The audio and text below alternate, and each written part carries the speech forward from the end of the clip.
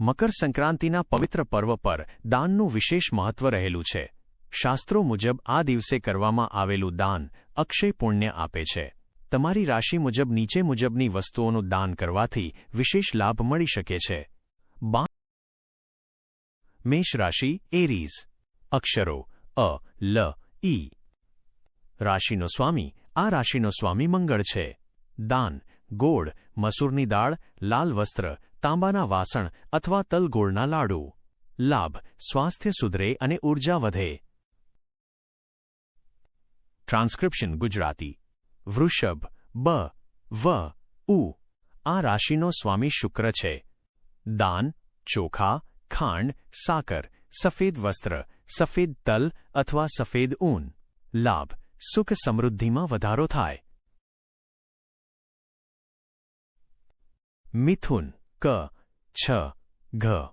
આ રાશિનો સ્વામી બુધ છે. દાન લીલા મગ, લીલા શાકભાજી, લીલા વસ્ત્ર. ખાસ કરીને ગાયને લીલો ઘાસચારો ખવડાવવો શ્રેષ્ઠ રહેશે. લાભ વેપાર અને બુદ્ધિમાં વૃદ્ધિ થાય.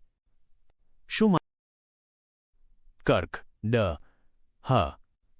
આ રાશિનો સ્વામી ચંદ્ર છે. દાન દૂધ, ચોખા, સાકર, સફેદ તલ, ચાંદી, યથાશક્તિ અથવા સફેદ ગરમ કપડાં.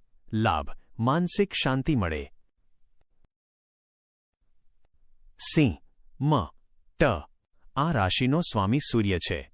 દાન ઘઉં, ગોળ, લાલ વસ્ત્ર, તાંબુ. સૂર્યદેવને જળ ચડાવવું ખૂબ શુભ ગણાય. લાભ સમાજમાં માન સન્માન વધે. કન્યા પ, ઠ, અણ. આ રાશિનો સ્વામી બુધ છે. દાન મગની દાળ, લીલા કપડાં, તેલ અને ગાયને ઘાસચારો. લાભ આર્થિક સમસ્યાઓ દૂર થાય. તુલા ર, ત.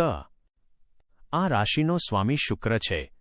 દાન ચોખા, સાકર, સફેદ વસ્ત્રો, અત્તર અથવા સફેદ તલની મીઠાઈ. લાભ વૈભવ અને ઐશ્વર્યની પ્રાપ્તિ થાય. વૃશ્ચિક ન, ય. આ રાશિનો સ્વામી મંગળ છે. દાન લાલ મસૂર, ગોળ, ખીચડી, લાલ ધાબળો, બ્લેન્કેટ. લાભ શત્રુઓ પર વિજય અને સાહસમાં વધારો. ધનુ ભ, ધ, ફ, ઢ. આ રાશિનો સ્વામી ગુરુ છે.